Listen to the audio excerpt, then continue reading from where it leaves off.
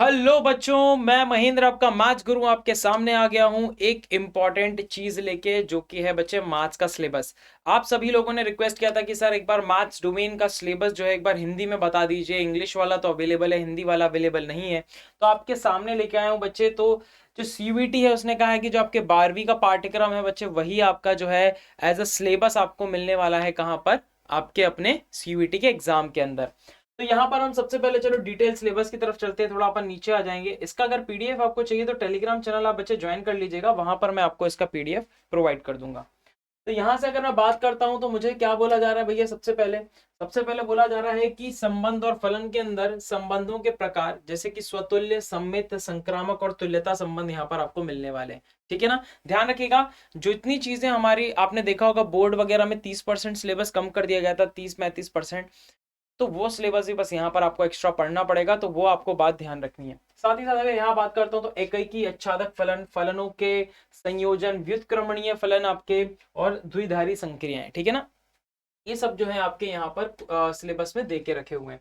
अगर मैं यहाँ पर बात करता हूँ बच्चे, तो इसके बाद प्रतिलोम त्रिकोणमितीय फलन के अंदर फलन की परिभाषा, परिसर, प्रांत, मुख्य मान इसके बाद प्रतिलोम त्रिकोणमितीय फलनों के ग्राफ, व्युत्क्रमणीय प्रतिलोम त्रिकोणमितीय फलनों के गुणधर्म क्या होते हैं, उन सभी चीजों के बारे में यहाँ पर आपसे पूछा जा सकता है। ठीक है ना? क्वेश्चन किस तरह से बन रहे हैं, आई होप कि आप सब लोग सीरीज को फॉलो कर रहे हैं, जिससे आपको ये पता चल सके किस तरह के आपके क्वेश्चन पूछे जा सकते हैं। अगेन अब मैं बात करता हूं यहाँ पर, तो बीज गणित आ जाता है बच्चे। बीज गणित के अंदर सबसे पहले आपके पास आव्यूह आता है, यानी कि मैट्रिक्स आ जाता है। तो आव्यूह, उसकी परिभाषा, कोटि, समानता के प्रकार, शून्य आव्यूह, एक आव्यूह का परिवर्त कैसे निकलता है बच्चे, वो है ना। इसके बाद बात करूं आव्यूह के गुणधर्म, सदिश गुणन के गुणधर्म। ठीक है, उसके आव्यूह के गुणनों के क्या क्या गुणधर्म होते हैं, वो सारी की सारी चीजें यहाँ पर आपसे पूछी जा सकती हैं। प्रारंभिक पंक्ति और स्तंभ संक्रियाओं का अवधारणा क्या है, इसका कॉन्सेप्ट क्या है, वो आपसे पूछा जा सकता है। इसके बाद बोला जा रहा है बच्चे आपके यहाँ पर कि व्युत्क्रमणीय आव्यूह और व्युत्क्रमणीय आव्यूह की अद्विता का परिमाण। ठीक है ना? क्या प्रमाण, सॉरी अद्विता का प्रमाण। तो भाई उसका यूनिकनेस क्या है ना, उसका प्रमाण बताना है आपको यहाँ पर कुल मिलाकर। कोई नहीं। तो यह सम्मित आव्यूह में वास्तविक प्रविष्टियां होंगी। तो ये इस तरह का बच्चे पूरा का पूरा वही सिलेबस है जो आपने ऑलरेडी पढ़ के रखा हुआ है। ठीक है ना? मैक्सिमम चीजें आपकी वही की वही है यहाँ पर। अगर मैं बात करता हूँ आगे, तो आगे और क्या क्या देके रखा हुआ है मुझे, तो यहाँ पर अगर मैं बात करूँ तो सारणिक है बच्चे आपके पास। आव्यूह के बाद आपके पास सारणिक आ जाता है। देखो, एक वर्ग 3x3 तक का सारणिक। ठीक है ना? और इसके बाद उपसारणिक, सहखंड के गुणधर्म वगैरह क्या होते हैं, ये सब आपके पास पूछे जाएंगे। त्रिभुजों का क्षेत्रफल ज्ञात करने को आपसे पूछा जाएगा। तो ये सब चीजें आपको पढ़नी है। और इसके बाद अगर बात करें तो एक वर्ग का सहखंडज और उसका व्युत्क्रम। ठीक है, उदाहरण द्वारा रैखिक समीकरण निकाय की असंगता और हलों की संख्या। ठीक है, कितने हल निकल सकते हैं, यूनिक सॉल्यूशन निकलेगा, अद्वितीय हल निकलेगा, बहुत सारे हल निकलेंगे, कोई हल नहीं निकलेगा, उस तरह की बातें यहाँ पर आपसे पूछी जा सकती हैं। इसके बाद आएंगे कलन पे। कलन पे आते हैं तो आप सबसे पहले आपके पास मिलता है क्या? सबसे पहले कलन में आपको मिलता है सतता और अवकलनीयता। ठीक है, तो इसके ऊपर आपसे पूछा जा सकता है संयुक्त फलनों का अवकलज, फिर श्रृंखला नियम, प्रतिलोम त्रिकोणमितीय फलनों का अवकलज। ठीक है, इसके बाद अस्पष्ट फलनों का अवकलज, चर घातांकी और लघुगणकीय आपका फलनों की धारणा। ठीक है, इसके बाद log x e की पावर x का अवकलज पूछा जा सकता है। यहाँ पे लघुगणकीय अवकलन पूछा जा सकता है आपसे। देन फलनों के प्राचालिक रूपों में अवकलज पूछ सकता है, प्राचालिक रूप पूछ सकता है वो आपसे। ठीक है ना? फिर द्वितीय कोटि की अवकलज पूछ सकता है, सिंपल सा। रोले प्रमेय तथा लाग्रांजे मध्यमान प्रमेय और ज्यामिति व्याख्या। तो ये सारी की सारी चीजें बच्चे यहाँ पर आपको मिलने वाली है। कहाँ पर? चैप्टर नंबर 5 में। ठीक है, इसके बाद चैप्टर 6 की आप बात करते हैं। चैप्टर 6 की बात करेंगे तो अवकलन आ जाएगा बच्चे वहां पर। ठीक है, अवकलज के अनुप्रयोग आ जाएंगे। तो यहाँ पर ह्रासमान फलन, वर्धमान फलन की बात हो जाएगी। फिर स्पर्श रेखा और अभिलंब की यहाँ पर बात हो जाएगी बच्चे, है ना। इसके बाद बात करता हूँ तो अभिलंब, सन्निकटन, उच्चतम और निम्नतम मान की बात हो जाएगी यहाँ पर। इस तरह के प्रश्न यहाँ से आपसे पूछ सकता है। इसके बाद अगर मैं बात करता हूँ तो आपके पास मिल जाता है क्या? इसके बाद समाकलन आ जाता है बच्चे आपके पास। ठीक है ना? चैप्टर नंबर 7 क्या आ जाता है आपके पास? समाकलन। समाकलन के अंदर पूरा बोला जा रहा है कि भाई जितना भी व्युत्क्रम रूप है आपके फलनों का प्रतिस्थापन द्वारा जो समाकलन निकालते हैं वो, फिर आंशिक भिन्नों द्वारा तथा खंडशः समाकलन केवल जो है निम्न प्रकार, ये वाले प्रकार के ऊपर आपको मिलेंगे। ठीक है ना? तो ये प्रकार आपके सामने, पूरा का पूरा सिलेबस बिल्कुल सेम टू सेम 12th का सिलेबस है बच्चे आपका। फिर इसके बाद अगर मैं बात करता हूं तो योगफल सीमा के रूप में निश्चित समाकलन आपको पूछा जा सकता है यहाँ पर। फिर कलन की आधारभूत प्रमेय आपसे पूछ सकते हैं, ठीक है, उत्पत्ति के बिना। उत्पत्ति तो नहीं पूछ रहे हैं यहाँ पर, क्योंकि आपके पास क्या है, डायरेक्ट यहाँ पे क्वेश्चन सॉल्व करने पड़ेंगे। सिलेबस देके रखा हुआ है, इससे रिलेटेड क्वेश्चन आएंगे आपके सामने। फिर निश्चित समाकलन के आधारभूत गुणधर्म और निश्चित समाकलनों का मान ज्ञात करना है। फिर अगले आगे बढ़ते हैं तो बच्चे समाकलनों के अनुप्रयोग, जिसके अंदर साधारण वक्र होंगे, जैसे सर्कल हो गया, आपका वृत्त हो गया, है ना, आपके पास दीर्घ वृत्त हो गया, इलिप्स हो गया, है ना, इसके बाद पैराबोला हो गया, परवलय हो गया, इस तरह के जो है वृत्त आपसे पूछे जाएंगे। विशेष रूप से रेखाएं, वृत्त, परवलय, देखिए यहाँ पे लिखा भी हुआ है कि अंतर्गत क्षेत्र द्वारा के अंतर्गत क्षेत्रफल ज्ञात करने के अनुप्रयोग, उपयुक्त दो वक्रों के बीच क्षेत्रफल, ठीक है। कौन कौन से दो वक्र हो गए, वृत्त और परवलय, दीर्घ वृत्त, मतलब ये जो है आपके वृत्त या परवलय या दीर्घ वृत्त, इन्हीं के बीच में पूरी की पूरी आपकी कहानी घूमनी है, ठीक है। सो ये बच्चे आपका इंपॉर्टेंट पार्ट हो गया। आगे बढ़ जाते हैं तो मेरे पास आ जाता है अवकल समीकरण। तो अवकल समीकरण के अंदर सबसे मेन है बच्चे कोटि और घात। ये जरूर पूछेगा आपसे, ध्यान रखिएगा, हर बार पूछा जा रहा है, बाकी एग्जाम से भी पूछा जाता है और इसके अंदर भी पूछा जाएगा, लास्ट ईयर भी पूछा गया था।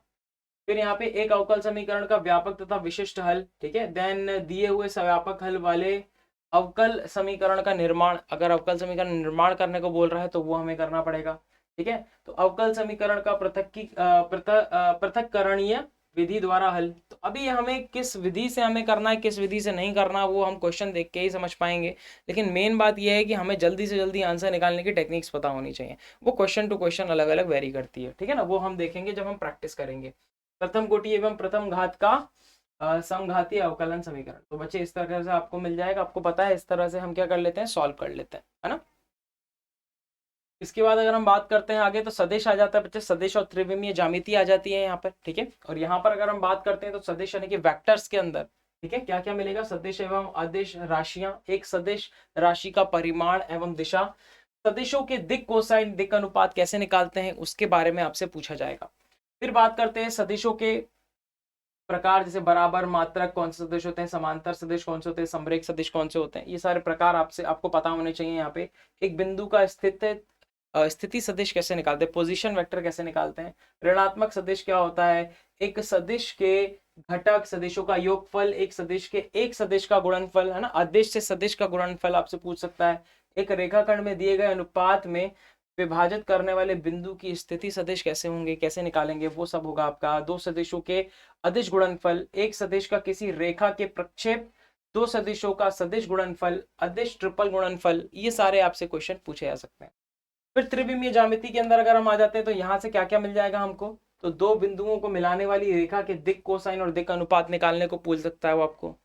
फिर एक रेखा के कार्तीय एवं सदिश समीकरण पूछ सकता है। समतलीय एवं विषमतलीय रेखाएं, दो रेखाओं के बीच न्यूनतम दूरी आपसे पूछ सकता है यहाँ पर। इसके बाद अगर हम बात करते हैं तो एक समतल के कार्तीय एवं सदिश समीकरण बच्चे आपसे यहाँ पर पूछ सकता है, ठीक है। तो एक बार बच्चे जो है मैं सारा का सारा सिलेबस यहाँ पे बता ही रहा हूँ, अपने दोस्तों को जरूर शेयर कर देना ताकि उन तक भी हिंदी में ये वाला सिलेबस पहुंच सके।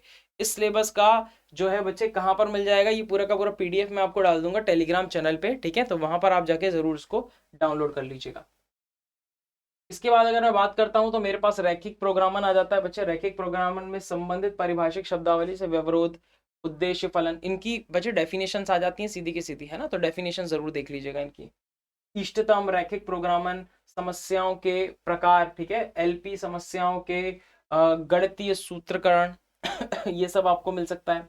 फिर दो चरों में समस्याओं की आलेखीय विधि, सुसंगत तथा असुसंगत क्षेत्र, सुसंगत तथा संगत हल, ठीक है। ये ज्यादातर डेफिनेशन बेस्ड ही क्वेश्चन आएंगे और सिंपल से आपके क्वेश्चन यहाँ पे बनेंगे, तो ज्यादा यहाँ पे टेंशन लेने वाली बात है ही। प्रायिकता की बात करते हैं तो प्रायिकता यहाँ पर है बच्चे, लास्ट हमारा प्रायिकता है, ठीक है, यहाँ तक हमारा सिलेबस है प्रायिकता में। तो प्रायिकता की गुणन प्रमेय के बाद सप्रतिबंध प्रायिकता, स्वतंत्र घटनाएं क्या होती हैं इसके बारे में आपको पता होना चाहिए। संपूर्ण प्रायिकता, बेज प्रमेय के बाद यादृच्छिक चर और इसका प्रायिकता बंटन, ठीक है, ये इंपॉर्टेंट है। यादृच्छिक चर का मध्य एवं प्रसरण, ये इंपॉर्टेंट है। फाइनली बात करूं तो पुनरावृत स्वतंत्र या बर्नौली और जांच ट्रायल्स आपको एवं द्विपद बंटन। तो बच्चे ये सारे की सारी चीजें जो है बहुत इंपॉर्टेंट हैं और ये सारी की सारी चीजों में से ही मिलकर क्वेश्चन आपका बनने वाला है। ठीक है, तो ये जो है सारी की सारी चीजें बच्चे किस तरह से करनी है, क्या क्या करनी है, उसके लिए रेगुलर क्लासेस आपकी चल ही रही हैं। लेकिन साथ ही साथ अगर आप चाहते हैं कि हाँ सर एक पर्सनल गाइडेंस होना चाहिए, तो आप लोगों के लिए बच्चे सीयूईटी का प्रबल 2.0 बैच जो है बच्चे वो लॉन्च हो चुका है। प्रबल 2.0 बैच के अंदर अगर मैं बात करता हूँ तो बच्चे इसके अंदर जो है आपको लगभग 250 घंटे की क्लासेस मिलने वाली हैं। 2407 घंटे जो है मतलब 24 घंटे जो है बच्चे आपको ये रिकॉर्डेड फॉर्म में वीडियो रहेंगे, आप कभी भी देख सकते हैं वीडियो, बाई चांस अगर आपकी क्लास मिस हो जाती है तो। ठीक है, इसके साथ ही साथ पीडीएफ एंड नोट्स आपको यहाँ पर मिलने वाले हैं, करियर गाइडेंस मिलने वाला है, जब तक आप कॉलेज के अंदर घुस नहीं जाते बच्चे तब तक के पूरा का पूरा सपोर्ट मिलने वाला है। यहाँ पर आपको डाउट सॉल्विंग सेशंस होने वाले हैं, आपके कोई भी डाउट आता है यूट्यूब पे कभी आपके डाउट्स नहीं हो पाते हैं सॉल्व, लेकिन वहां पर्सनल टच मिलता है बच्चे, सारे के सारे डाउट्स आपके सॉल्व होते हैं। अभी बच्चे सेल चल रही है आपके लिए, सक्सेस सेल चल रही है और 20% का ऑफ दिया जा रहा है। कोड आपको यूज करना है Y767। अगर आप जानना चाहते हैं कि किस तरह से आप जो है परचेज कर सकते हैं तो आप ऐप पर जाकर या फिर आप जो है बच्चे वेबसाइट पर जाकर, आपको करना कुछ नहीं है, जस्ट आपको जो है यहाँ पर ऑल कोर्सेज के अंदर यहाँ पर अंडर ग्रेजुएट एग्जाम्स को सिलेक्ट कर देना है। जैसे इसको सिलेक्ट करेंगे तो सीयूईटी पे आ जाएंगे। सीयूईटी पे आने के बाद सीयूईटी साइंस इन हिंदी को सिलेक्ट कर लीजिएगा। यहाँ पे प्रबल 2.0 बैच पे क्लिक कीजिएगा। जैसे 2.0 बैच पे क्लिक करते हैं बच्चे, बस यहाँ पर आप क्या कर दीजिए, व्यू ऑफर्स पे क्लिक कर दीजिएगा। 2399 का ये बैच है, बट यहाँ पे आपको 20% और ऑफ मिल जाएगा। बस आपको करना कुछ नहीं है, यहाँ पे आप कोड लगा दीजिएगा बच्चे Y767। ठीक है, इस कोड को लगाते ही 20% का और ऑफ मिल जाएगा और ये लगभग आपको 1900 के आसपास ये बैच आपको मिलने वाला है। आई होप कि आपको समझ में आई चीजें, सभी दोस्तों के साथ बच्चे इसको शेयर कर देना। मिलते हैं, जय हिंद।